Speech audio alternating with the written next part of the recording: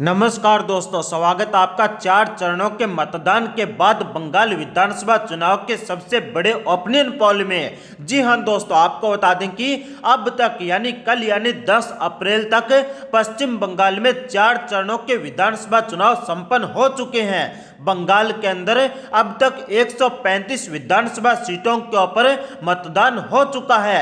कल यानी 10 अप्रैल को चौथे चरण में 44 विधानसभा सीटों के ऊपर मतदान हुआ था और भारतीय जनता पार्टी और तृणमूल कांग्रेस पार्टी पश्चिम बंगाल के अंदर एक दूसरे के सामने डटकर मुकाबला कर रही है। तो वहीं पर कल यानी चौथे चरण के मतदान के दौरान बंगाल एक बार हिंसा की आग से जल उठा था। बंगाल के अंदर चारों तरफ आगजनी, चारों तरफ पत्थरबाजी, चारों तरफ मारपीट, चारों तरफ सीआरपीएफ, बीएसएफ और सीआईएसएफ के जवानों की बंदूकों से निकलती गोलियां ही चारों तरफ दिखाई दे रही थी और बंगाल एक तरह से रण क्षेत्र में बदल चुका था।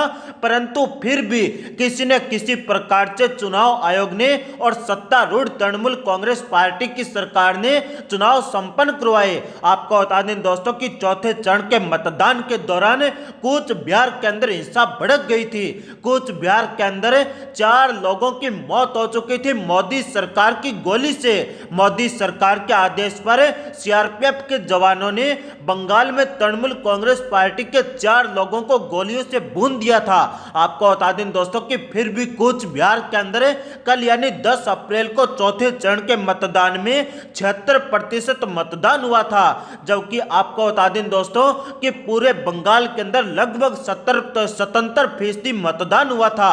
अब बात करते हैं बंगाल के चौथे चरण के विधानसभा चुनाव की 44 विधानसभा सीटों के ओपिनियन पोल के बारे में। जी हां दोस्तों, आपको बता दें कि चौथे चरण की 44 विधानसभा सीटों के अंदर एक बार फिर से ममता बनर्जी 2016 के चुनाव की तरह क्लीन स्वीप करती हुई दिखाई दे रही है। ममता बनर्जी इन 44 विधानसभा सीटों में से लगभग 30 से 32 सीटों के ऊपर बड़ी जीत दर्ज कर रही है, जो कि भारतीय जनता पार्टी के खाते में मात्र 5 से 6 सीटें जाती हुई दिखाई दे रही है। भारतीय जनता पार्टी ने बंगाल को हिंसा की आग में झोंकने के लिए किसी भी प्रकार की कोई कसर नहीं छोड़ी है।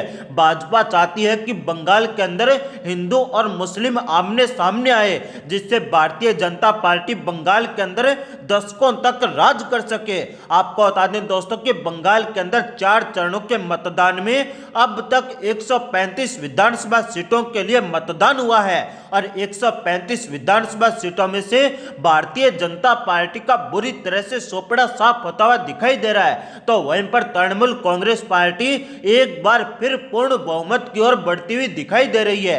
पहले 4 चरणों के मतदान में 135 विधानसभा सीटों में से 80 सीटों के ऊपर तृणमूल कांग्रेस पार्टी जीत दर्ज कर रही है। तो वहीं पर भारतीय जनता पार्टी लगभग 25 से 30 सीटों के ऊपर जीत दर्ज कर रही है। इनके अलावा 10 से 15 सीटों के ऊपर लेफ्ट और कांग्रेस पार्टी का गठबंधन जीत दर्ज करता हुआ दिखाई दे रहा है। आपको बता दें दोस्तों कि बंगाल की धरती पर भारतीय जनता पार्टी ने लगातार सांप्रदायिक आग को फैलाया है, लेकिन ममता बनर्जी का सुशासन लोगों को भा गया है और बंगाल के अंदर लगातार तीसरी बार ममता सरकार बनने जा रही है।